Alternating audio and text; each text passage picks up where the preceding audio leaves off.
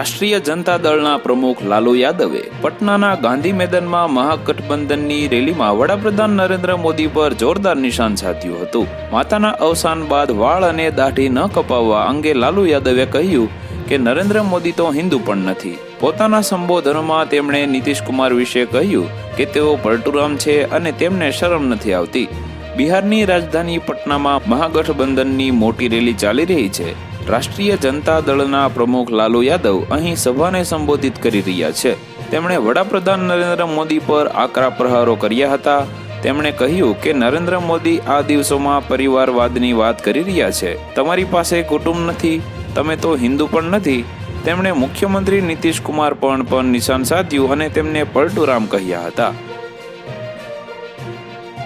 તો વધુ માહિતી મેળવવા માટે ચેનલ સાથે જોડાયેલા રહો. વિડીયો પસંદ આવે તો લાઈક કરી દેજો. ચેનલમાં નવા છો તો સબસ્ક્રાઇબ કરી દેજો.